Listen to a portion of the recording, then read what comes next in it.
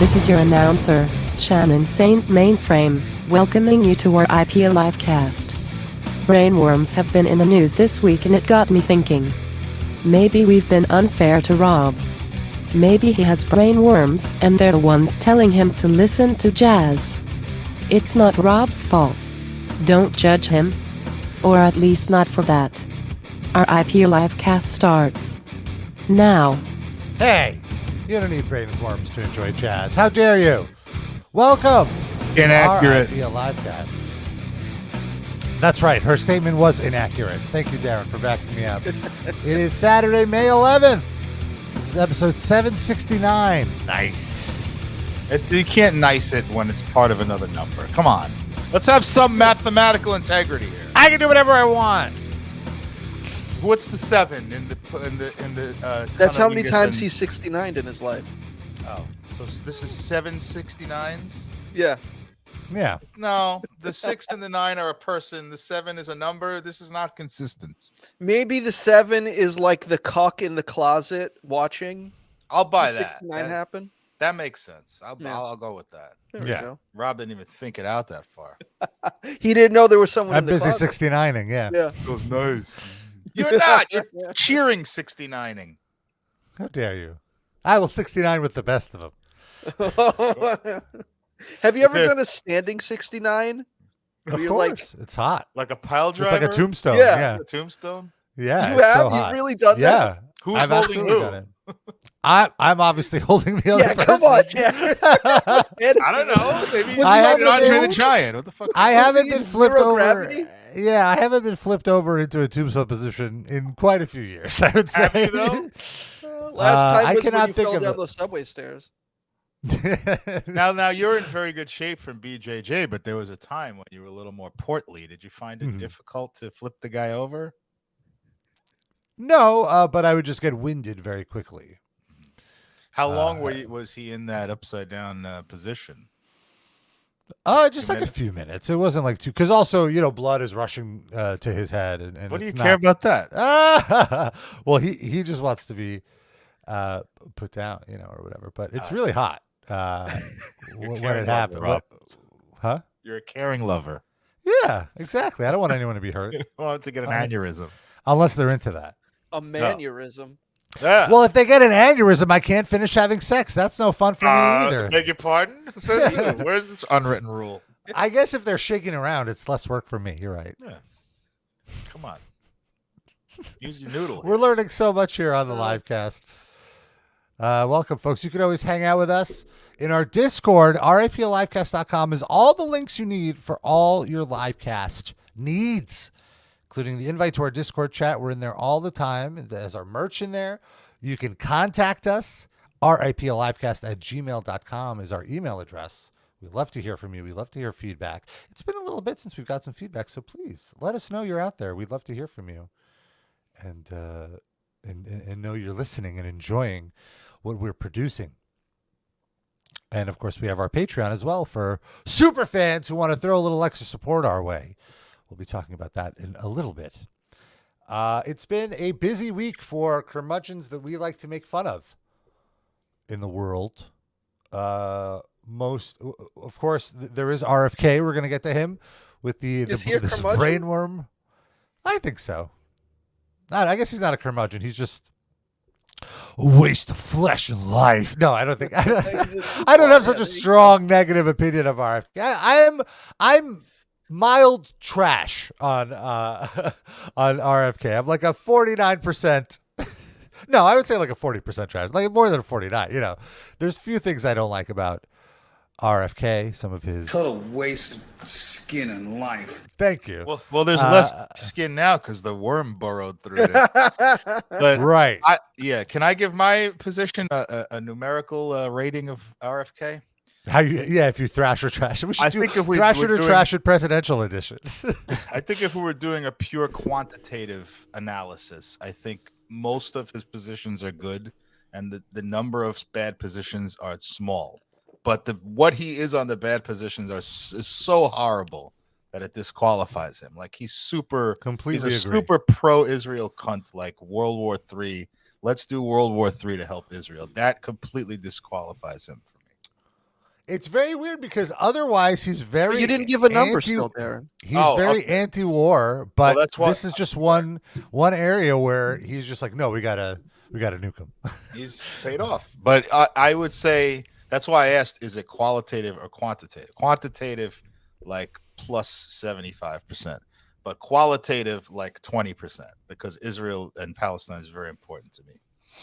So from 0 to 100, you give him a 20%. Yes. So what is he actually asking for? Like what he when you say World War III, what is he actually saying? That was hyperbole, but I mean, I don't think he's saying let's do World War III, but I think he's identical to Biden and Trump on which their positions will help bring about World War III. I think their foreign policies, but Biden more so.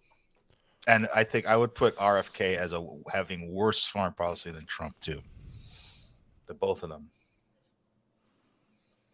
And you're not at all complimenting Trump's foreign policy. Not at all. Thank you for adding that. Speaking. No, we're dealing with 3 piles of manure here. USA. And one of the manure piles randomly tweets at Timothy Chalamet to say that he's fat. So that's the distraction. From, I think Trump was off Twitter before Timothy Chalamet broke big. Well, he's back on now, isn't he? He's not, well, I don't. He's he doesn't allowed use to Twitter. be on, but he doesn't use. Yeah, he uses Truth Social. It's the Twitter. I do kind of miss his burns and his takes on pop culture. It was fun until it wasn't. Deuterino writes, RFK is a total fucking dewclaw. Total fucking dewclaw. Not total. Like, that's the problem that makes it difficult, is that I think if you sit down and listen to him talk on a number of topics, if you can overcome the voice. Yeah, I can't. He says some cogent, and good things. And then he's just like a complete Israel wacko. It don't fucking match. Mm-hmm. It don't fucking match. And Deuterino says that he thinks that RFK is already worse than Reagan. Getting into the politics here, because at least Reagan called the bombing in Lebanon in '82 a Holocaust and threatened to stop giving aid to Israel unless they backed off. Deep into history before he was even born. That's a fair statement. I agree with El Deuterino on that. Colin O'Brien must just be logging in because he asks, did you guys hear about the news that they found a tapeworm inside RFK Jr.'s brain? We did hear the news. We're going to be covering it shortly. But first, I want to give a shout out to our Dewclaw of the week, who is Vince Neil. Oh, that's every week. No? Does he have brainworms? Many week? Yeah, he's a consistent rating champion of the Dewclaw of the week. Dusty Rose Buffler asking, why you got to bring up old shit, Deuterino? Should we actually start having a Dewclaw of the week segment? Is that something you'd like to introduce, Rob, or is this a one-off? I like that. We could do it. Total fucking Dewclaw of the week. We got to get Dave to say that. Oh my God. And it's Vince Neil. So Motley Crue back on the road, starting another round of touring. Of course, without Mick Mars now. He's out of the band. Oh. Is he out of the band because of his debilitating injuries, or? Yes. Okay. Does he have a brainworm on top of everything else? Not that we publicly know about, but probably yes. There wouldn't be enough life force to sustain the worm if it lived in his body. The worm came to that spot in the buffet and was like, nah, I'm good. Yeah. I think I've had enough. Well, so Motley Crue kicked off their tour this week. It's another run of, I guess this is not stadiums. I'm not really sure. I think they're doing more amphitheaters here for the summer run. And they kicked it off with a surprise show at Bowery Ballroom. Oh, is that where it was? Okay. For those of you who don't live in the New York area, Bowery Ballroom hosts maybe 1,000 people. It's a relatively tiny club, especially for a band the size of Motley Crue. Yeah. So it's supposed to be like this really cool thing. And I'm not going to say I could have gotten into it, but if I really tried, I probably could have gotten into it, but I wouldn't even want to call in that favor. You wouldn't want your associates thinking you're the kind of guy that wants those tickets. Exactly. Think less of you. I'd rather save that favor for something else. Also, you have beef with Eddie Trunk. He would have 100% found you and chokeslammed you. Yeah, right. It's like that old Chuck Blandington bumper. Remember? It's like that he blew a guy to get 2 Bon Jovi tickets, and he's like, "Oh my God, now people will know that I like Bon Jovi." Exactly right. Wait 1 second, Rob. So like No, usually people say when the big band like Metallica or something does like this intimate show, it's a good thing. But in this case, it's like you're just that much closer to Vince Neil's horrible singing. This is exactly the point I was about to make. Oh, sorry. Is that sweating and panting? Exactly what you're saying. It's like, okay, seeing Metallica at Bowery Ballroom, I would call in whatever favor I could to see that. That seems really cool to get that energy in a small room. Sure. What the minimal bootleg footage I've seen from the show from my friends that happen to be there, because look, I have friends that are in the industry. Obviously, they're going to get it. No humble brag here. We get it. I'm just saying it was all over my Instagram feed, and every video I saw, I watched just to see, like, well, did they bring it? And the answer is no. They don't have it to bring. It's not like it's a choice. It was when they're packing for tour. It was so boring. Like, it showed that this is a band that, without the spectacle of fireworks and lighting and video screens behind them, right, they got nothing. 19-year-olds in halter tops bouncing around. They did have 2 lovely women, one on each side of the stage, to dance, but also the stage was so small that they were kind of in the way. You know, like. Oh my God! Did Vince Neil trip over one of these women? Well, Vince Neil tripped the next night. We're going to show that footage in a second, but I want to show just a quick sample of this Bowery show. So they advertise it as 1981 is playing because they couldn't advertise it was. This time they were a good live band. It's their combined ages. Nice. They couldn't advertise the Motley Crue be too hectic. So bands do this all the time. They pretend that they're a band that's like usually a song off one of their first albums, or in this case, the year they were formed. And so here's a little sample of Dr. Feelgood, which is deeper into the set, I believe. Here we go.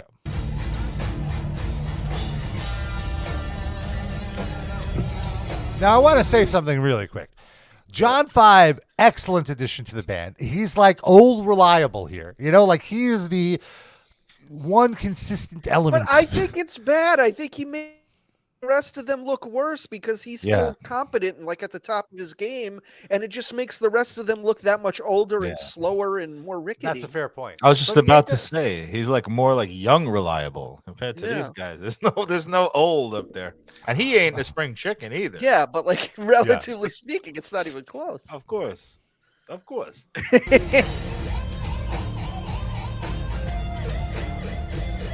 John 5 is 53. Oh. Of course. He's a baby Daniel. Mickey 6 is 65.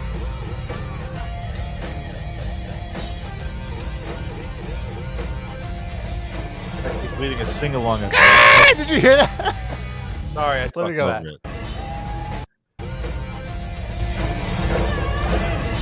Wow!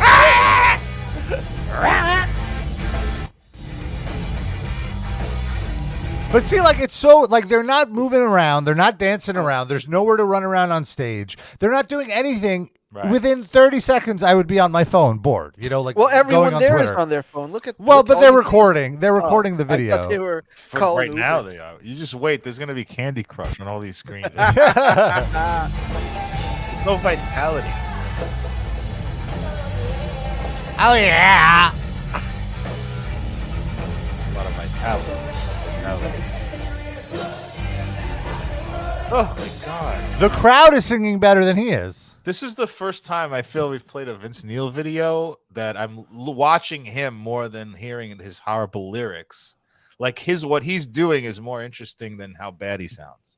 And he's just standing there. Yeah. It's like he's calling bingo at a senior citizen. Got a B9, a little ball with a B9. Anybody got B9? Here are the ladies.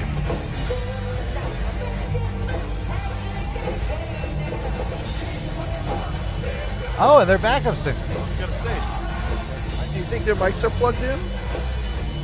No, because it sounds bad. If they're plugged in, it'd probably be good.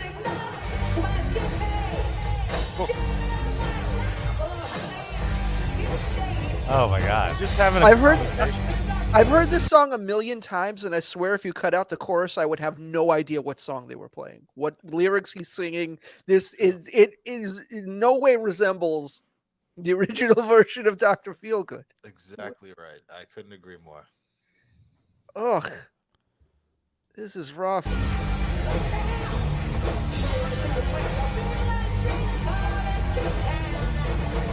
What? About chowder? The other two guys, like the look on their faces are like kind of like, okay, let's get through this. Remember the money.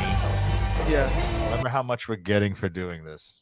Well, how much? This is the smallest show they're playing. This is probably a promo show, yeah. Yeah. But it's like I feel like they're doing this to promote the others. Yeah. It's like the tour. Yeah, the tour itself is big money. Like, also, by the way, on that interview we watched last week with Vince Neil, like, it was so funny because the guys are asking him, like, hey, you guys are, you're so far into this career. You're all millionaires. You're on the road. Are you bonding in between shows? And he just goes very candidly, not really. Like, he didn't even have to think about it. Just instantly responded, not really. We all have our families out with us. We're all on our own buses. They're on separate buses, separate planes. They don't see each other probably until 10 minutes. Yeah, probably. Get the same plane? Jesus Christ. I'm guessing. I don't know. Are you saying they all fly commercial but just different flights, or they each have their own private jet? I guess that's not feasible now that I think about it. They probably fly on the same jet, but then they definitely have their own buses. I know that 100%. Okay. Flying, I'm not as certain about, but I do know they have their own bus because that's what he said. John 5 has his own private jet. The rest of them. Well, he probably travels with the crew. On the crew bus. They put him the crew bus. Big boxes. I think they duct taped 4 planes together, so they never actually have to be. But it goes together, so they arrive at the same time. Rob, what you said about this being a promo show started me thinking, and I realized the faces that they're all making.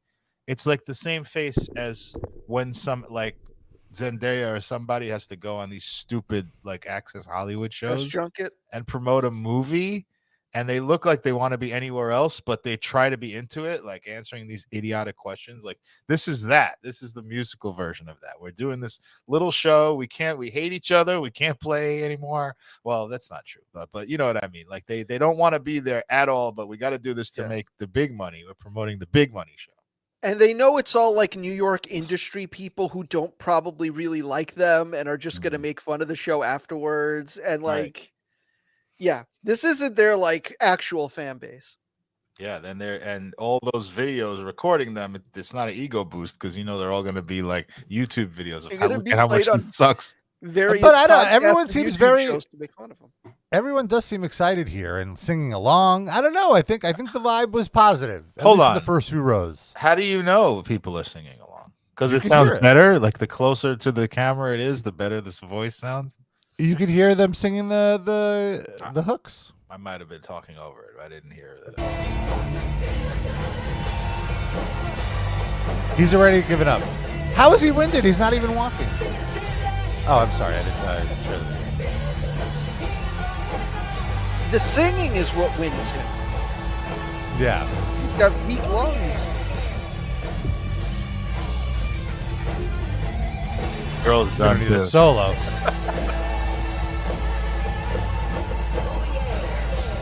Oh, yeah. All right, so let's see. Then the next night was the kickoff of the tour. And within seconds, Vince Neil apparently fell off the stage. I was so delighted.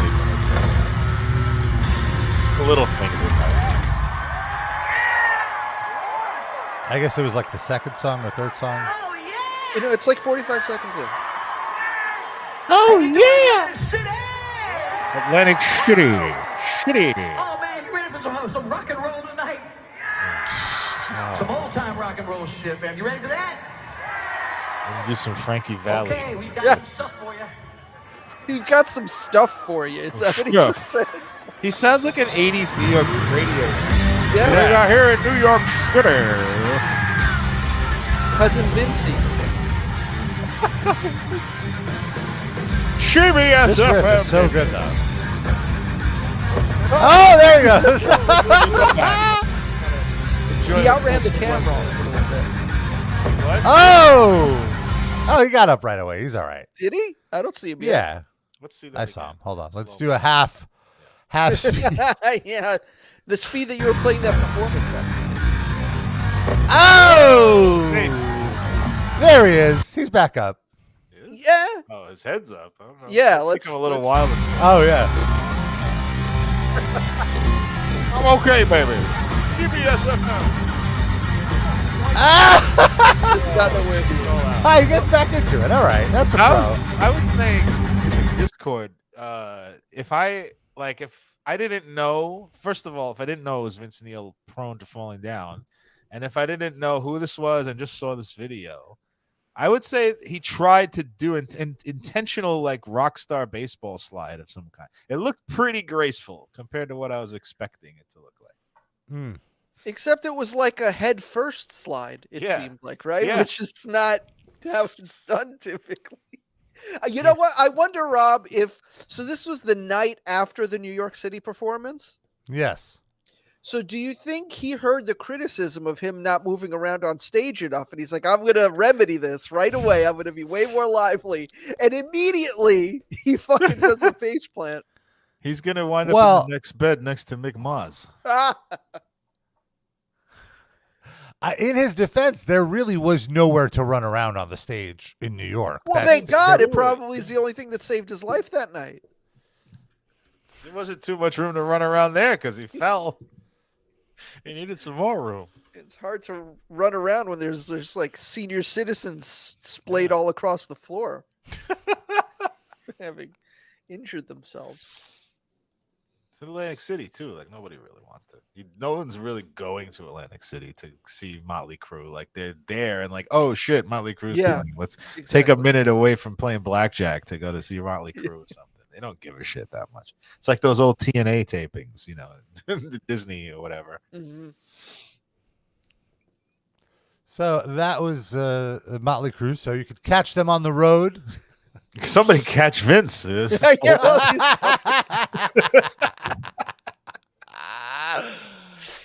Oh man, nice. And I think they might be even working on a new album.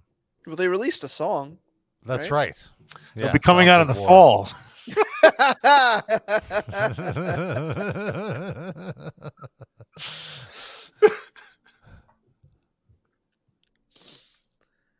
Oh, you know, there's not that many dates. They're just playing they're playing a lot of festivals and the Saddle Dome and state fairs. Okay, that sounds about right. Is Vince Yeah. Neil going to ride a pig like a Zamboni at the state fair? How do you know which is which? Hey, that pig is on top of Vince Neil. Oh, sorry, I got him confused. Or is it, I'm guessing it's just them. It's not like a big co-headlining thing like they just did. Yeah, I don't think so. I haven't seen who's opening for them. It's not really specifying. I think it's Gojira. Perfect match. Yeah. That's a band, right, Rob? That is a band. It's a lovely band. Oh, is that how people describe them? Lovely. Lovely. I'm a little past my peak of interest in them. Is it But because they of still their- deliver live. I was going to ask you if it's because of their work went south or you just don't care anymore. Is it you or them? Their newer stuff doesn't grip me as much as the older material. But also at the same time, I've just consumed it. You know, like it's not something I need to revisit, but when it's on the radio or whatever, I always jam it. And live, they're very, very good still. I saw them last summer. I think they opened for Deftones. I saw them at Pier 37 or whatever, that 17? rooftop. Yeah, Pier 17. Great venue. One of my favorite venues in New York. It's a rooftop right off the Brooklyn Bridge. You see the sunset. It's a beautiful view. It's summertime. The beer prices aren't too outrageous, and you could just smoke weed the whole time. It's great. Can't get arrested because it's legal, baby. They'll find some other reason. Well, speaking of almost getting arrested, the Nature Boy! Oh, no. Ric Flair So excited for this. made some waves this week when he Karened out on a pizza restaurant in Gainesville, Florida. Let me see here. He was in town for like one of his kids' college graduations or something. Yes, his stepkids. So he's married to the former Fifi the maid from the old WCW Flair for the Gold sketches, and she has 2 children from a previous marriage. Shouldn't he be going to like a party to celebrate his kids getting on Social Security at this point? Seriously. How does he have kids that are still in college? Well, I guess she is a decade or so younger than him, and I'm guessing she had her kids late. So I guess the University of Florida commencement wasn't disrupted because of any Palestinian encampments. That hasn't reached Florida yet. That not Gainesville, at least. That cause hasn't reached Florida. I mean, they had one in Texas. You know, that's not exactly known for being true. Austin, though, which barely counts. Yeah, that's true.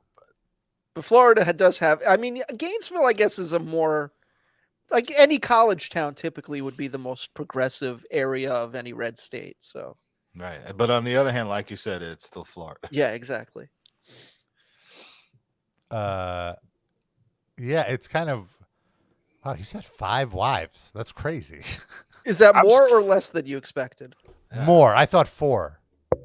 I was gonna because I knew he had 2. He had kids with 2 of his wives, so I knew that he had the 2. Well, and then obviously I knew he was probably at 4, but then so many people made figure 4 jokes about it that he was like, I have to marry a 5th one just so I don't have to hear that shit anymore. I don't know. It would seem like a point maybe in the 00 decade where he was getting married every week. I felt like I remember. That is exactly So he divorced his second wife in 2006, which is the longest marriage he had. He had married her in 83, so that lasted quite a while. And then his rebound wife, he married that year. Although, to be fair, him and his wife may have been separated before the divorce. Yeah, he was probably cheating with this new wife for like 18 months before the divorce. Now, let me ask you a question. More NWA title reigns or marriages? Well, more title reigns. Okay. Well, no, it depends but what not more NWA girlfriends. is and what WCW is. It could be. Oh, I see what you're saying. Oh, then then actually it might be close because most of his reigns were in WCW. Yeah, I don't remember this one. Tiffany Van DeMark, who he was married to for 3 years. He married This a was Mark? his rebound. This was his rebound from his second wife. And then Jackie Beams, this is the one I remember because this was who he was with when he retired, I believe. Look at that. Jackie Beams, and you Google that, and the first image result is Ric Flair chopping somebody. Ric Flair looking as bad as he's ever looked. That's what she's known for. Big Russian dad going to take the garbage out, shirtless energy in this picture. True. This is horrifying. It's really. The top headline is, she is Ric Flair's ex-wife who knew nothing about wrestling when they met. Mm-hmm. So you could see how that didn't last too long. And then it also means she doesn't know about the plane ride or anything. Oh, yeah, well, true. And she learned about that firsthand, probably. I bet. Yeah, and it's like how they pick OJ jurors or whatever. You know, that's how he picks wives. He has a voir dire process for his courtesans. The most ignorant person I can find of media. And so he was with her. So he himself posted on social media, I spent $1,500 at Paisano's Stone Fire Pizza to $1,500. Did I say 15,000? $1,500. Okay, to be disrespected more than I have ever in my entire life. That can't be true. There's no way. Yeah, like Eric Bischoff really disrespected. Like, this is hardcore, you know, like. After taking 20 pictures with customers and staff, I was asked to leave because of an issue I had with the kitchen manager taking too long in the bathroom. What does that mean? I don't. Well, I'll tell you what it means Okay. after I finish. Okay. I would highly recommend that anyone who wants to enjoy a relaxing time in Gainesville at a nice restaurant to never visit this place. He ends his message with, "Woo!" So fucking And again, absurd. this is the place. This place looks like a pizzeria Uno's. It looks like a, Or California like a Pizza Kitchen, something. yeah, like a Starbucks version of a pizzeria, like a slightly upscale pizzeria. And so you might be asking yourself, how does one spend $1,500 at a paisan? Well, it does say pies and pints, so I'm guessing it was more about the pints. Well, what we've come to learn is, I want to read their response because the restaurant responded to Flair, and then a video leaked of what happened. So the Paisanos co-owner said, "We have reviewed video of the incident that took place recently at our restaurant. It is clear our team work in a professional manner to ensure the safety of guests and staff. We have thanked our team for their professionalism. We are proud of how they responded to the situation, using and displaying our team values." So what I learned had happened was he was waiting in line for the bathroom, or he was in line for the bathroom, and then one of the kitchen staff people recognized him and asked for a photo. And he said, "Hey, man, I don't take photos in the bathroom." And the guy was like, "All right, whatever." And then he took the only stall in the bathroom. And Ric Flair is waiting to use the stall. I guess maybe he was at the sink or what have you. And Ric Flair's an old man, and he has he's got a medical emergency, and so he's like getting impatient. He's like, "Hey," Wait, because also he's drunk. Well, he's got to piss really bad, and he has a weak bladder, I'm sure. But then why does he need the stall? He could piss at a urinal. I don't know. Or maybe he had to shit. Oh, who knows? Or do a line, possibly. Well, this is now where it gets creepy. Flair then looked in the hole of the stall, you know how you could and saw that the guy was texting and was like, "Hey, man, you're not even using the bathroom. Get the fuck up. Like, I need to. Well, he might have been shitting while he was texting. It's not like he could see into the toilet. What the fuck? Absolutely agree. And that's when it got creepy. And so that's when I guess somebody called him out. And then this is when the video started. Could I ask a question first? Imagine if Ric Flair busted into that stall, grabbed the dude's phone to see what he was texting, and the text was that he got a text from his wife who was in New York waiting online to go into a bar, and the guy behind her was very upset because there was just a chat and cut. Could you imagine, Darren, if somehow... It's funny you said that because I was just thinking before that, this is like a Curb Your Enthusiasm episode. He's peering in. You're not even shitting. You're not even shitting. 100%. It's like that. It's the episode with the handicap stall. Like, oh, no one's using it. Why can't I use it? Could we bring Curb back with Ric Flair in the Larry David role? Is that possible? Well, I think Ric Flair is way more surly than Larry David. So there's this footage now. This is after the incident. Now he's outside of the bathroom, and now he's insulting, I guess, the person who was in the stall. There is some A+ top tier comedy in this. So let's tune in. And honestly, as a Ric Flair, well, I can't even call myself a Ric Flair fan anymore. As a former Ric Flair fan, as someone who used to have a lot of respect for Ric Flair,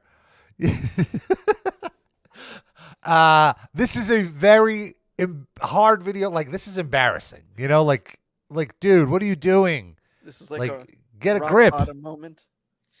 The thing is, this isn't even his rock bottom. That's the worst. That's what makes it even sadder. Yeah. So here we go. Yeah, good. Well, I didn't do anything wrong. Except spend money and put this place over and bring my family and friends here. I love that he's using wrestling terminology. I put this place over. I brought my family to this restaurant. I put it over. I'm hearing this Paisanos gimmick. This manager thinks I'm going to job for him in the bathroom. watch social media tomorrow. This is such a Jewish mom thing to do. Like, I'm going to tell all my friends, no one's going to come here anymore. You watch. Well, you better. What's your name, nut job? Nicholas what? Nicholas Dickhead. Don't ever talk. You don't have to call me that. You don't have to do this to me. If you believe me, leave my family. I'm not reviewing. I want to mention the captions aren't exact. So if you go by the captions here. I thought I heard him say job, though. Yeah. Do one thing wrong. I walked into the bathroom. And you cuss on my kitchen manager. Oh, you're a kid of high cost. Really? What world do you live in? The same world you What live world? in. How did I cost him? How did I cost him? Yeah, he is so fucking drunk. He's so hammered. It's And so this is hard like the to middle see. of the day. And also, he shouldn't be drinking. Right. This is against doctor's orders, but he's like, nah, I'm going to do it. Did I touch him? Cussing, you said cuss word. I never said a cuss word. You know, is that his word against yours? He just called this guy a dickhead, and he's saying Yeah. he never said a. I guess Well, he's that saying is- he never said a cuss word in the bathroom. Yeah, yeah. That's a sacred And- space, Rob. And it's not his word against yours. Those are the two guys saying Yeah. the same thing. It's their word against yours. I didn't say one cuss word. Dickhead. God.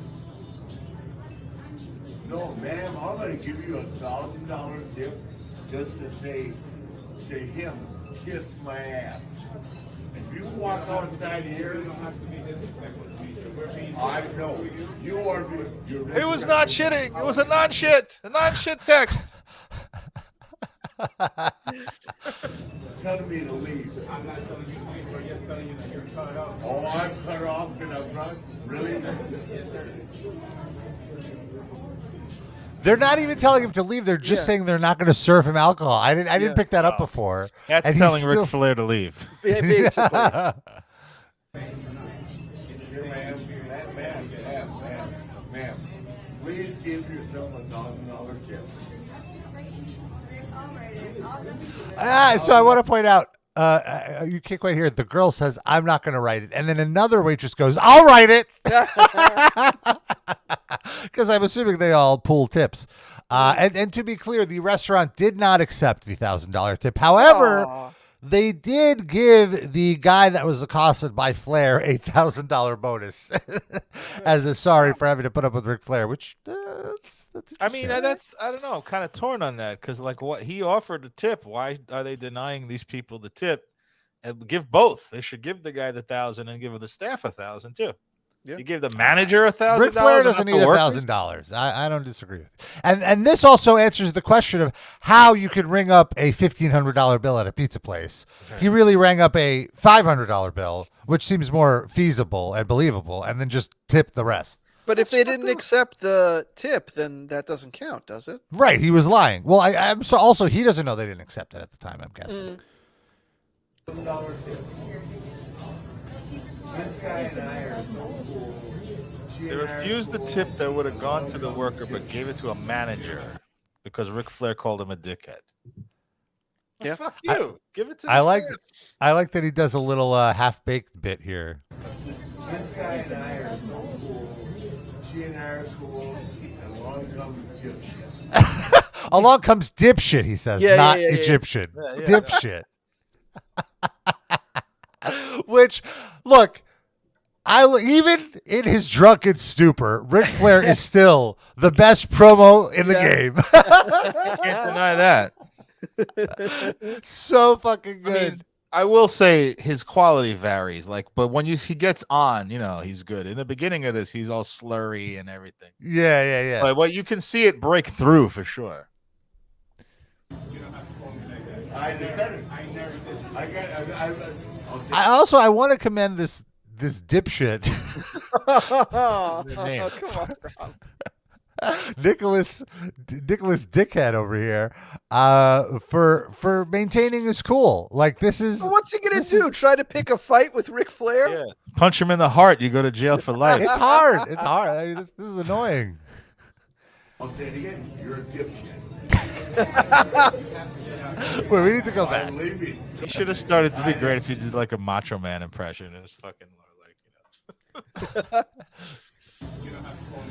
I never I'll say it again. You're a dipshit. Man needs to take a shit in peace. You're looking through the peephole. Yeah. Looking through the peephole. Oh, I'm leaving. Trust me. I won't come back again. Come on inside here and talk to me like a man. Ugh. Was he Dirty Dick Slater gonna come out and meet him in the parking lot? Oh, now he calls him a pussy. Oh my God. Inside here and talk to me like a man. I'm not gonna do that because I'm on the clock. You're on the pussy clock. The pussy He clock. goes, I'm on the clock. He goes, yeah, of course you are. You're on the pussy clock. Doesn't sound like a bad thing to be on. Yeah. Get That's on like the when you know pussy you're clock. ovulating, you use the pussy clock. That's how you find out. Oh, I get it. Pussy clock, am I right? And then this is great. He's egging him on, and then the other customers get so annoyed that they challenge Ric Flair to a fight. What? Which I'm just like, bro, like hilarious, but what are you gonna beat up a fucking 75-year-old man? It's Like, Florida. Yes, they But will. he's asking for it too. I mean, you know, at some point. I don't know. Just kick him out. No, but the customers. Hey, you want to go out and talk with me in the parking lot? I don't work here. I don't give a shit. We'll talk I love that. What's that? Huh? Someone called his fucking bluff. He knew the fucking worker couldn't do it because they'll get fired. And also, he probably in his mind figured that everyone else at the restaurant was on his side. Yes. Against the staff. So, like, all of a sudden, another patron is like challenging him. He's like, wait, what? I can't be in the wrong here. What's happening? My whole worldview has been destroyed. I'm the face. Flair. Yeah. Nobody challenges me. What's that?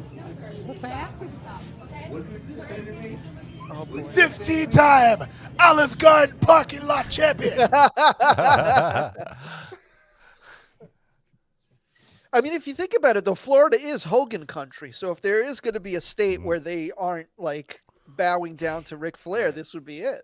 It's like that map of who's the greatest of all time, and like Ohio says LeBron, and everyone else says Michael Jordan. This is like Exactly. Florida goes to Hogan, and everyone else goes to Ric Flair.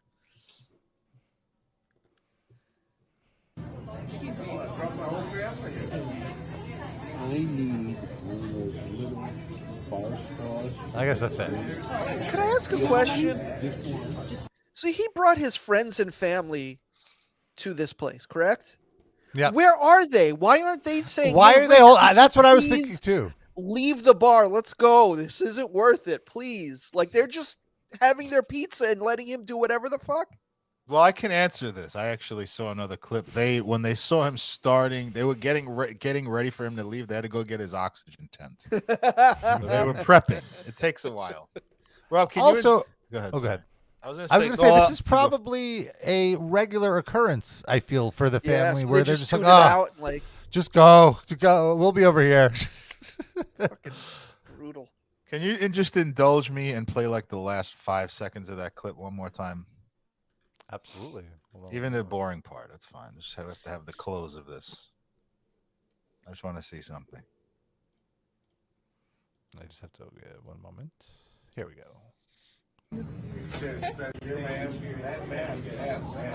Ma'am, please give yourself $1,000 tip.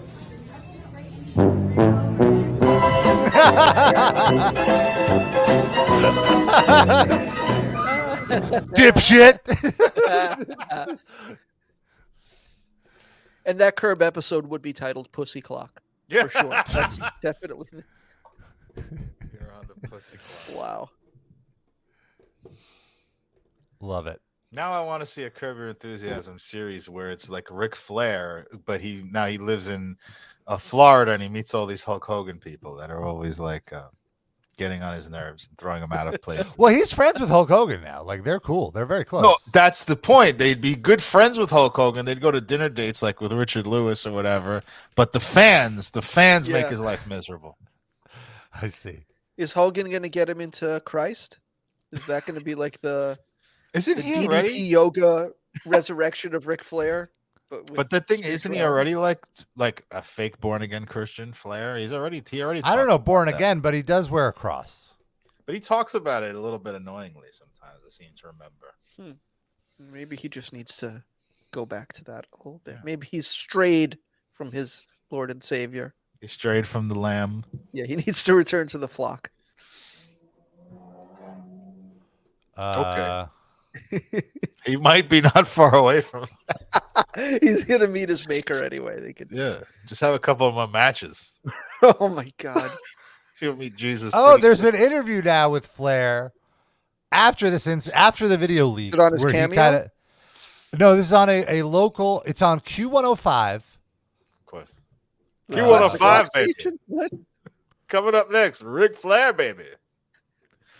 Right after the Buffalo Interchange report. I don't know where Q105 is located. Let me see if I can figure this out.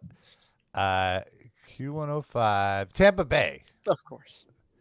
And this Tampa Bay station called him to get his side of the story. Hey, Rick, this is Fester from the MJ Morning Show. You hear we wanted to talk to you about all this crap in the news that we're seeing about the pizzeria in Gainesville. We're totally on your side, man. And Roxanne's here from the... Which, they're pros. Immediately coming at it like they're on his side. Yeah. Make sure he's relaxed, comfortable, ready to expose ass. Make sure you identify all 73 interns that are in the room so he knows who he's talking to. Well, if one of them sounds like an attractive woman, that's only going to help. So. And Roxanne sat next to you at the Pearl a month ago. Can I put you on hold and you just tell MJ you don't want to comment on it? We're a Tampa radio star. I appreciate it. Yes. Listen, we're the MJ Morning Show on Q105. I'm going to put you on hold. Can we just say good morning to him? Next voice you're going to hear is MJ. All right, thanks, Rick. We love you, Rick. All right, pick him up right now. Hey, Rick, welcome to the MJ Morning Show. How are you? I'm fine, thank you. Hey, do me a favor. Give me just so I know it's you. Give me a woo. Woo. Oh my God! Oh, it's a pretty low energy woo. Just woke up. Yeah. Rick, this is Roxanne. You might not remember me, but in late February, I was at the Pearl with my two daughters at the bar. So it's hard to remember. I mean, it's easy to remember a woman at the bar with her two kids. And you were so kind. You took a photo with me, and you were lovely. So I don't know if that rings a bell, but we just want to I hear. appreciate it. Yeah. I'm just murdered now, but it's.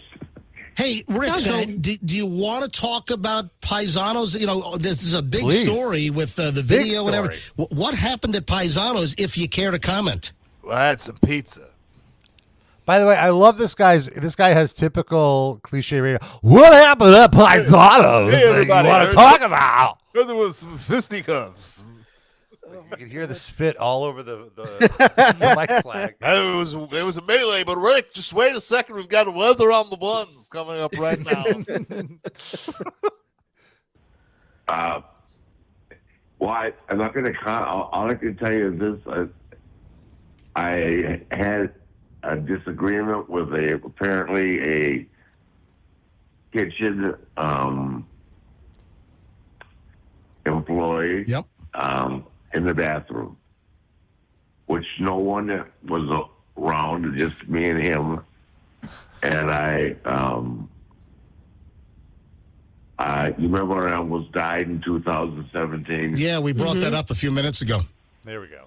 Yeah, so I have obviously my intestinal, my body works differently now. No, listen, I get it. Now, what about the bartender? I so understand there was the bathroom issue. Apparently, there was a kitchen staffer that you said was in the bathroom way too long, so maybe there were some words exchanged. But also, what happened with Nicholas, the bartender? There was he trying to cut you off, or he didn't want to serve you? What happened there? No, the two people that were tending bar were very nice. Right. I gave him $1,000 tip. Wow. No, you didn't. It was two people that I had not met prior to coming out of the bathroom, and they just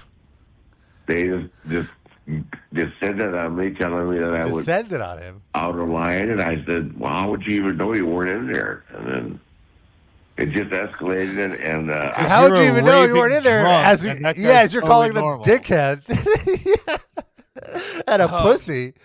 I also like he was in there way too long. What if that guy has like fucking Crohn's disease or something? Like you don't know what's going on with that. Yeah, exactly. You don't know what like. Imagine that guy had IBS and you have fucking Ric Flair cutting a promo on you while you're fucking shitting liquids out of your ass. I was wrong for getting mad, but I kind of felt like I was defending my position. I was wrong, with but my wife and my stepdaughter, who's got a degree in criminology, and was going to go to work for the FBI, and they came on so strong that she got scared and ran out the door. Now, you told Sounds people like she's that on the if pussy you're in- clock. Yeah. I love. Oh, so that explains where they were. They were so embarrassed that they just left. Or and waited for scared. him. As he... Yeah. Well, they all slipped on Ric Flair's shit that ran down his pant leg and did a Vince Neil face plant. Oh my god. I love how we're ourselves uncovering the true story here with like forensics. Do you pulling think different sources? He had to go so bad that he shit in the middle of the floor of the bathroom and then like did like an elbow drop on the shit. He like started strutting around. Style and profile. Mean by God, G. Nobody You're in shits Gainesville and you want a like good the 15th time. My shit costs more than your fake Rolex.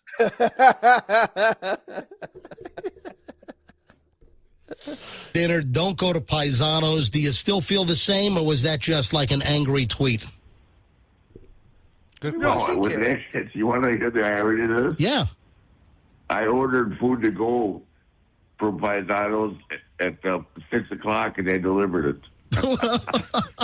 So after the whole incident, you ordered food and they delivered it. Well, no, I ordered Uber Eats. Uber Eats. So yeah, no, they actually have great food. So the food was good in Paisanos up in Gainesville. So Rick, you were up in Gainesville because a family member was graduating from UF. Who was it? Who was it that graduated? He just said. Two of my wife's stepdaughters. Oh, that's nice. No, two of my stepdaughters from my wife. That's fantastic. All right, Rick, Yeah, now, do you stepdaughters live would be your in the kid. Tampa Bay area now? Charlotte Yeah, I Flair. live in Channel Side. Oh, fantastic. All right. Well, Yeah, exactly. He's getting a little tongue tied over here. listen, I'm a South Tampa dude. Fester lives in Lutz and Froggy. Hey, Rick, this is Froggy. I just want to say I'm a big fan of not only yours, but your son-in-law, Conrad Thompson. Big fan. Thank you very much. Yeah, he's a good guy. He's married to my oldest daughter. He's the podfather. Yeah, the the podfather. And then Roxanne lives in West Chase, and Roxanne sat next to you at the Pearl. Gee, like, what is this now? This is just the star fuckery. Coffee. You guys are radio DJs. Have some fucking self-respect. Yeah. You're Tampa, Florida radio DJs. You're in the top 85th market in the country. Yeah, have some self-respect. Come on, Froggy and Fester. Look yourselves in the mirror. Know your value. Froggy and Fester here. 2 months ago. Yeah, it's funny. I've never in my entire life had an experience like that. Isn't that funny? Well, Ric Flair's I doubt it. afternoon drive. Over something that happened in the bathroom, which nobody would know about. That's crazy stuff. Hey, Ric Flair, thank you for coming on the MJ Morning Show. Woo! And thanks for setting the story straight. Well, I don't know that it's straight because I was wrong for losing my temper, but you'll be fine. When I feel like I'm being when I put in that area where I'm uncomfortable and all of a sudden everything just fell apart, I got upset. I was wrong for getting upset, but I'm impressed that at least he was yelled to enough where he recognizes he needs to apologize with how bad he looks. I think my favorite part of this whole thing is in the beginning when he goes, Rick, we need to identify that it's you. Can you please say the sound that every one of the millions of people in every arena makes to copy you. And that sounds identical to what you do. Can you just do that, please? Whoa. Wait, it's not him. Hang up. This is a fucking imposter. That wasn't Ric Flair. Also, like, they called him. Like, motherfucker, you called me. Why do I have to woo for you? You know who this is. Yeah. I didn't just randomly call up out of a dead sleep and say, hey, I'm Ric Flair. Put me on. Rick, we've got your stepdaughter from the FBI, and she's on here to verify whether you're actually Ric Flair or not. But it caught me so off guard because we were having a wonderful time, and all of a sudden,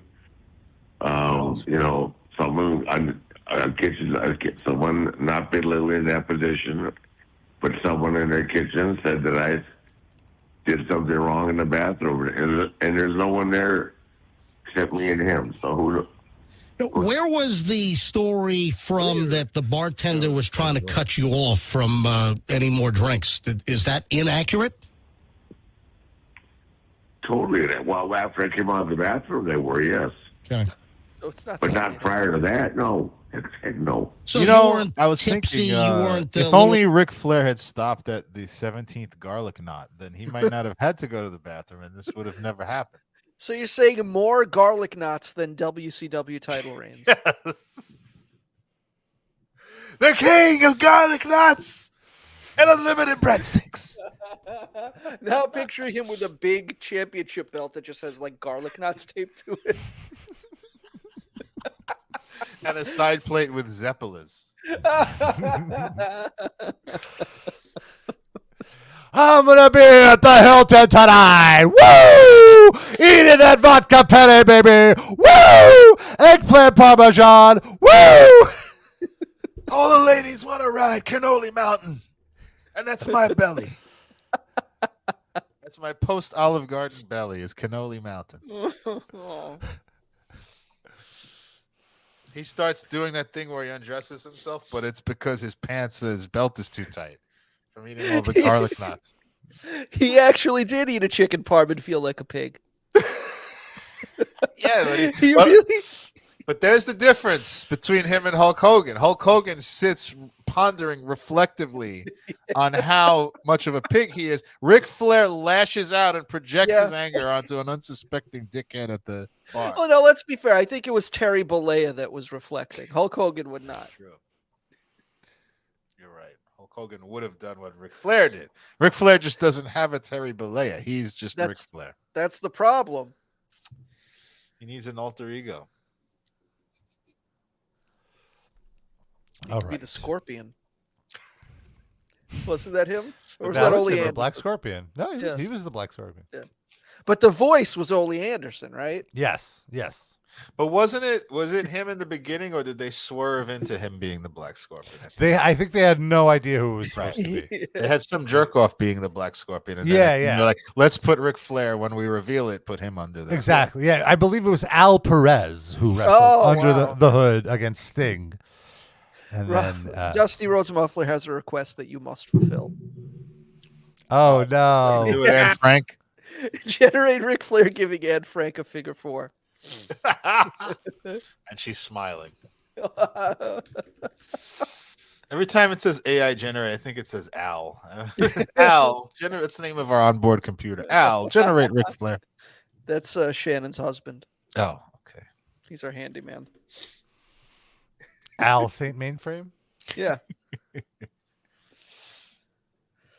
Let's see what this comes up with.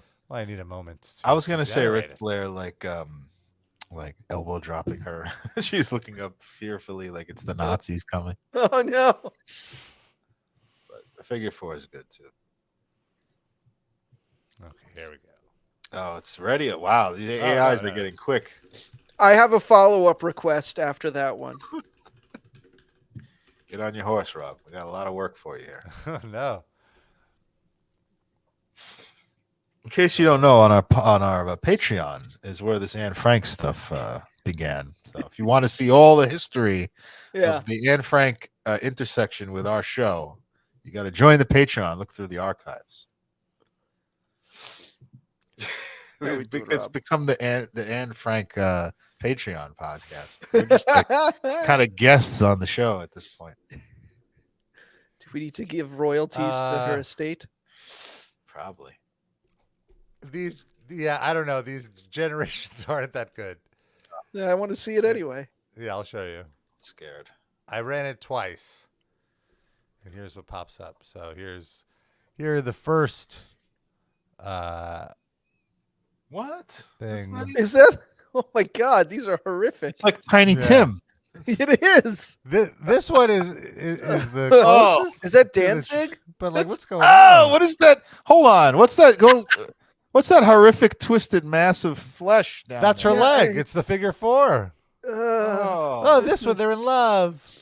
I like that it's more like a comic art and not real life looking. Their figure 4 is marriage, Rob.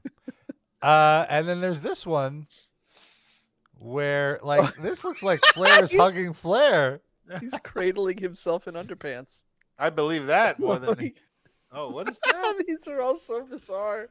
This is crazy. I'm scared of the mind of computers. Rob, could we get one that is Anne Frank after she's been cut off from alcohol at Paisanos?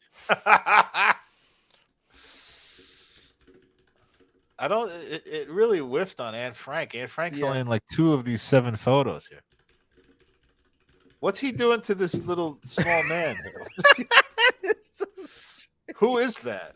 It looks like Terry Collins. Or like maybe Steve Martin? Maybe it's someone named Frank. Yeah, I think that's...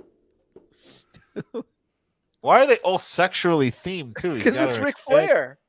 Oh yeah, that's true. All right, you win this round, computer. She doesn't look nearly drunk enough. She just has pizza and she's happy. They made her emaciated, like because of the Holocaust. Anne Frank, we can all agree, never had pizza, right? She never once got to taste pizza. Well, especially not pepperoni pizza. That's just... Well, was she kosher? I think all Jews were kosher back then. I think so. There wasn't no such thing as a Seinfeld Jew back then. No. I added the word drunk to the prompt, and it's so funny how it changes there's one that looks a little perfect. Here. She looks like Jenny Slate. Survived the Nazis, living my best life. Instagram post caption. Never forget. And finally, the last story of the day, as we teased at the top of the show, is this brainworm from RFK. And of all of the people covering this story, I think the most the most absurd headline that I have found about this story is from Jewish outlet Forward. Oh, they're known for their reasonable takes, which presents itself as an independent, progressive outlet, but progressive in relative to what, which is, extreme right viewpoints. So you kind of end up center right. Anyway, here is Forward with their headline: RFK Jr.'s brainworm has a Talmudic history and may be punishment for eating pork. The candidate's parasite calls to mind a different leader's brain bug. So what is the Talmud for the Goyams? Oh, the Talmud is like a supplement to the Bible, or the Old Testament, which emerged in the first millennium, and it was like a group of rabbis giving their rabbinical wisdom and their hot takes on the Old Testament, what the actual rules for living are that are not covered in the Bible, and how to interpret the correct way to interpret the Bible. What to eat, when to eat it, what to do. It's basically the Jewish New Testament. Well, the Jewish, I will say, not the New Testament, the Second Testament. Right. It's like the addendum. It's like the paperback extended cut. Yes. Extended chapters in the paperback version. It's like if you just looked at the Old Testament and thought, gosh, there's just not enough harsh rules in this. We need some more. We need some more guidance of how to live our lives totally restrictedly. Then you go to the Talmud. So let's give some of this article a shot. Let's see what he says here. This is by PJ Grizar. And PJ says, Robert F. Kennedy metal injection? No. Robert F. Kennedy Jr., the vaccine skeptic, third-party presidential candidate, and son of late Attorney General, had something eating at him. A literal brainworm. The revelation came in a New York Times report, which found a 2012 deposition in which Kennedy claimed that he has memory loss, quote, was caused by a worm that got into my brain and ate a portion of it and then died. Are we sure that he's not like speaking figuratively here? Like, I had a brainworms, you know. It's possible. I mean, it's a did he bring like doctor's notes and actual evidence, or is this just shit he said? I don't know. Let's see. So you're probably wondering, how does this relate to kashrut and the Talmud? I was actually. Thank you. I'm so glad you asked. Exactly what I was. Let's begin with what's not kosher here. While Kennedy never specified the nature of the worm, experts told the Times, given Kennedy's testimony, the worm is probably a pork tapeworm larva. As you can probably piece together, pork tapeworms come from undercooked pork, one of several hazards, like trichinosis that can come from eating pigs. Just when you thought it couldn't get grosser, the larvae usually find their way to the brain when pork eaters pass the worm eggs in their stool and, failing to properly wash their hands, accidentally ingest them. Wow. Jesus Christ. While the exact reason for the biblical pork prohibition are unclear, some believe that, like circumcision, it emerged from health concerns. If Kennedy's experience is any indication, God may have been onto something with that one. I mean, the idea that it comes from health concerns, I could buy that. But the question is, you know, we have sinks now. Like, why are we still doing this pork thing? Well, if that was the real RFK didn't have a sink, I guess. I mean, he's known to walk around airplanes barefoot, so I could imagine that he doesn't wash his hands properly after getting shit on him. Can't argue with that. He also likes to drop trow and shit into paisanos. Oh no! Yeah. He doesn't go to the bathroom because he heard of what happened to Ric Flair. I want a Tampa station to call him up in the morning and be like, RFK, just so we know it's you, can you go? I thought you were going to say, can you give us a woo? Yeah. They just make everyone woo. That's what his woo would sound like, though. Can your brainworm give us a woo? Could you put the phone to your ear? Now, I want to point out that this mentions that Kennedy wrote a blog post further explaining that he ate a whole litany of trafe, like insects and nematodes, caterpillars, snakes, frogs, alligators, terrapins, sea urchin, octopus, bird eggs, a mouse by mistake. What? Excuse me? All the other stuff was on purpose. Yeah. What? Wild game, including armadillo, wildebeest, warthog, coons, and that was all at just one meal when his stepdaughter graduated from the FBI. And some domestic animals, including horse, dog, and guinea pig. What? I have eaten roadkill, and I am fond of viscera. Oh, my God. The wrestlers? Get out of here. That's a big meal. He might have my vote if he's friends with roadkill. We ate him. Well, he ate roadkill and viscera. I want to point out that the blog post linked, I clicked on it, and this is what it looks like. Oh, so Sid, I think he's appealing to your sensibilities here. Well, the headline is in Comic Sans, but the body is not. So this is eyewash. This is fake hustle for Comic Sans. I don't buy it. Are you going to renounce Comic Sans now that it's attached to Robert Kennedy Jr.? If the body of the post was in Comic Sans, but I don't think he's the one that chose that font for the headline, so we're safe.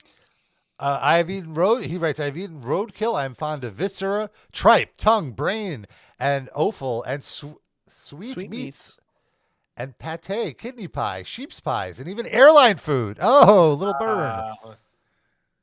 And then he notes that his son is a vegetarian and finds it hard to eat with him. I'm sure that's the reason. It's not the voice. So the Talmud relates that that after the Roman general, later emperor, desecrated the temple, God tried to take him out with an ocean wave.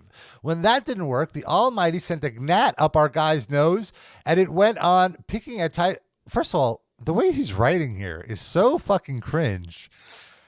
When that didn't work, the Almighty sent a gnat up our guy's nose.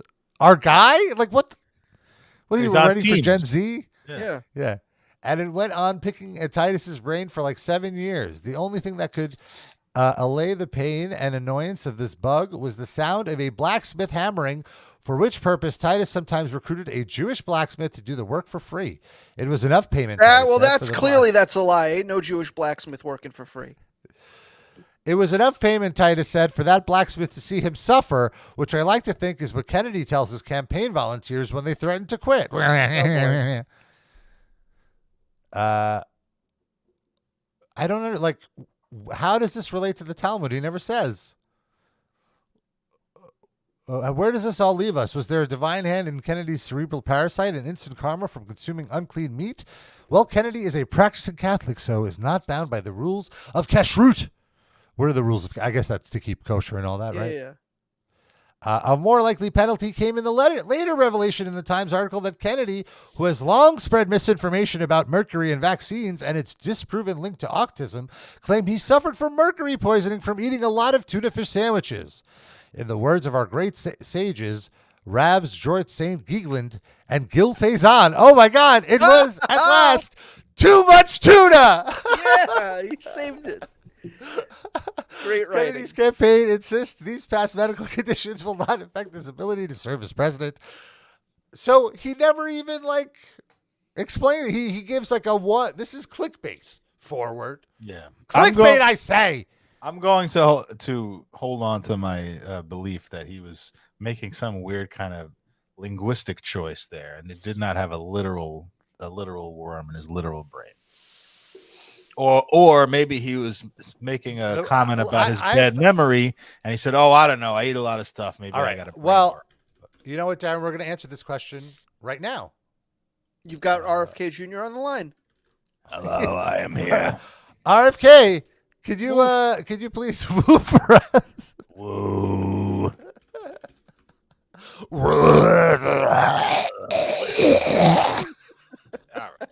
We're terrible. It's a lot of that's a lot of fucked up things to make fun of about the guy.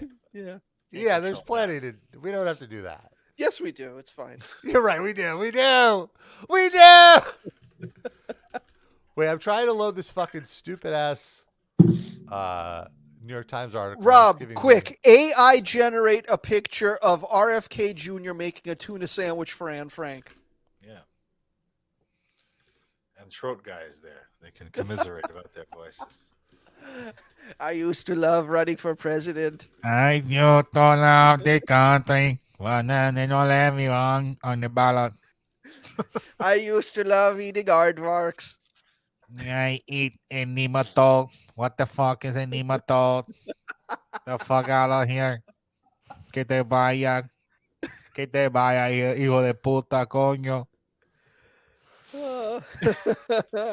I eat brain, offal. I eat kidney, intestine. I eat colon. Whatever you give me on your plate, I'm hungry. Oh, no. I'm very tired. It costs a lot of calories to hold this kazoo to my throat. Is that kazoo 5G?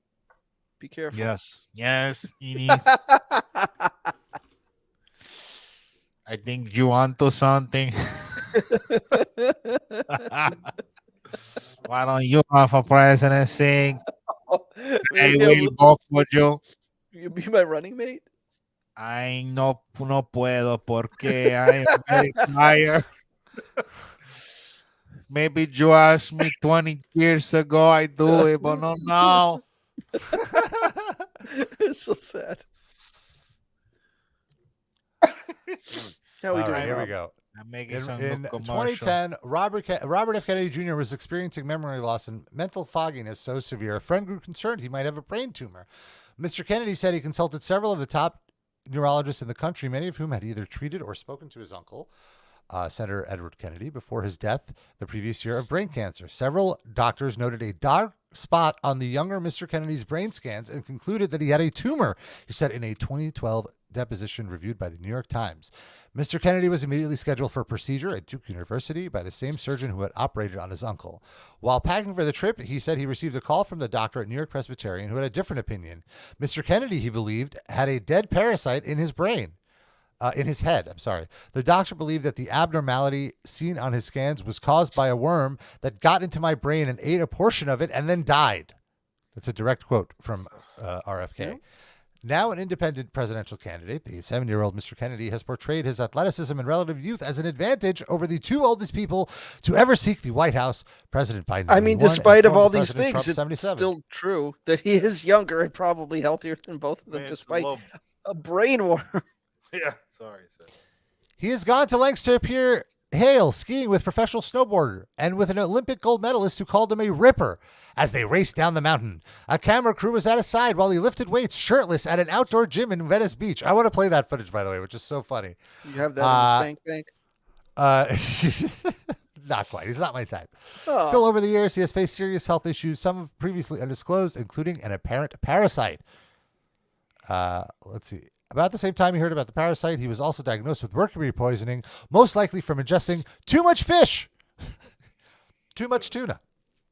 They wouldn't say that. So, no, it doesn't seem he was being symbolic, Darren. It seems he was being quite literal. Okay. It's hard to believe. Yeah. But look at the shape. I love that. He's like, look at how much better shape I am than the other presidential candidates. Who knew that under that sedate suit and tie exists a body even Rocky would admire? I mean, he does have a good chest. I'm impressed with his chest, I will say. What a current cultural reference for someone with a good body. Rocky from 1977. The workout he posted was captioned, "Getting in shape for my debates with President Biden." Though so no cringe. such debates or even push-up contests are yet in the works. Look at this. A fitness Go back coach to that picture of Biden. Getting in shape for my debates with President Biden. Though no. Is he looking over down that little girl's shirt? No, stop What's it. going on here?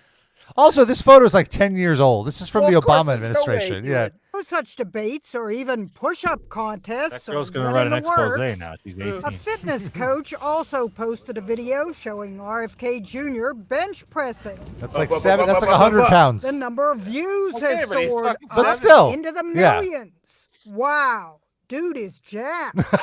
Kennedy looks pretty ripped. Sure, he was mocked from his outfit, but in skinny jeans to the size of the weights. My 12-year-old lifts more than that. Yeah, but your 12-year-old is in 70. RFK Jr. explained it was his last set of reps, that he started with heavier weights and ended He has an excuse for everything. Let's go. Keep in mind, RFK Jr. is 69. Nice. Muscles great again. Of course, there were comparisons to a shirtless Vladimir Putin. I can't believe this is on CNN. RFK Jr. This is like a E report or Entertainment Tonight. It's like the least vapid political article on CNN. You got the other 23 hours and 30 minutes of the day are like, is Vladimir Putin plotting to take over the United States tomorrow? Yes, he is. That's.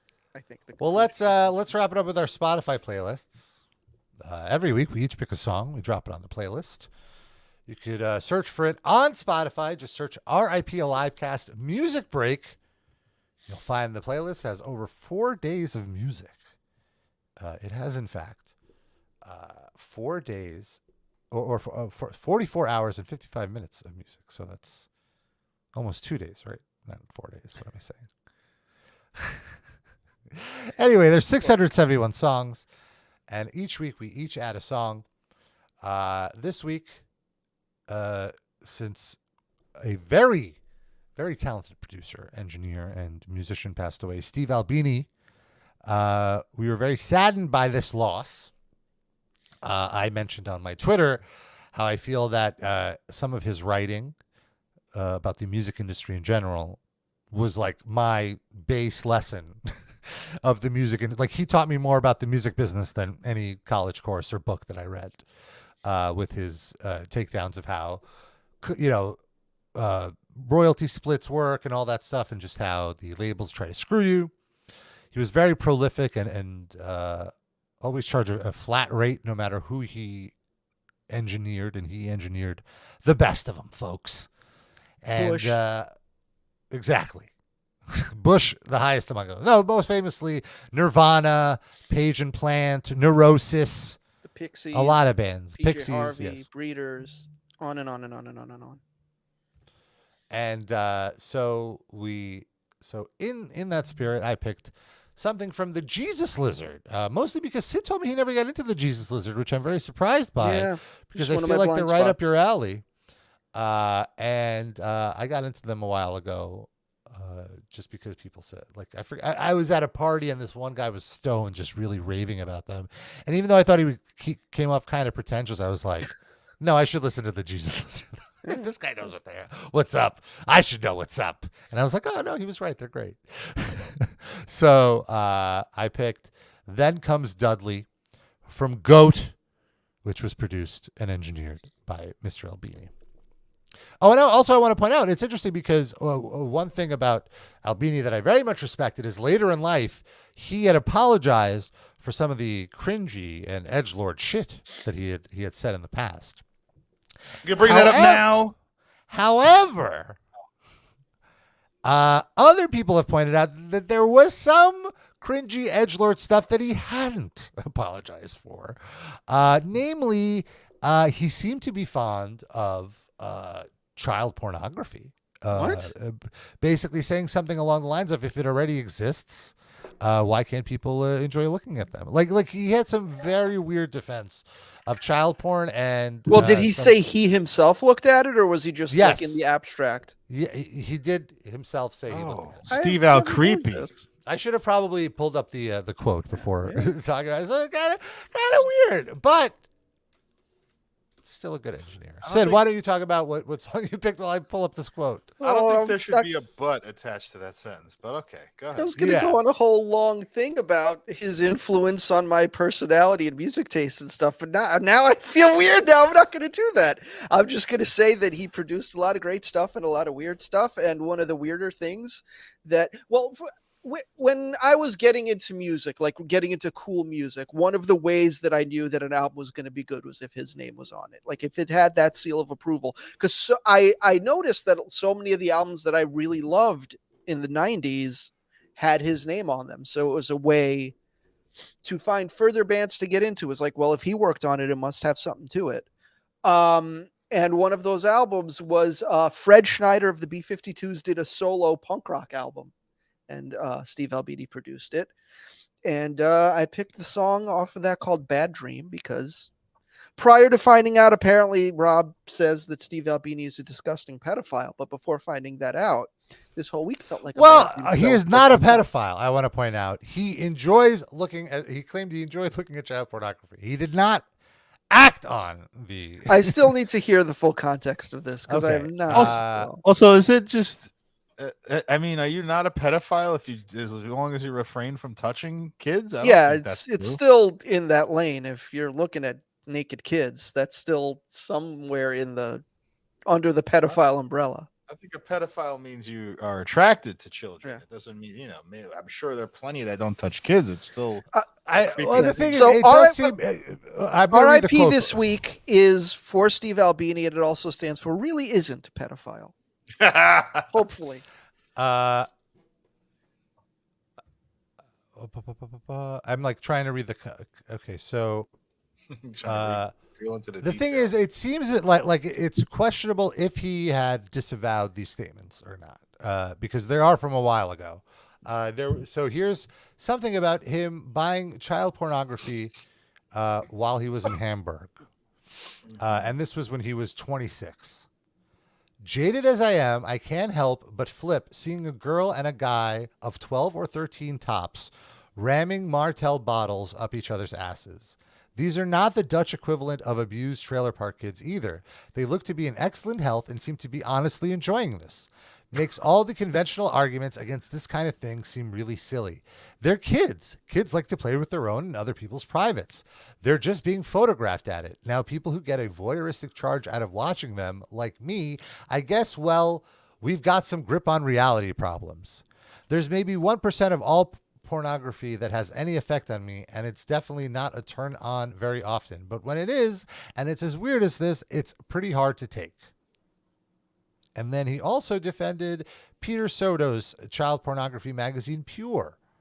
And the cover of Pure is a guy holding open a toddler's puny hole so his spuzz can dribble out. The girl is past crying. She is destroyed. Like I say, that sort of thing. I don't know.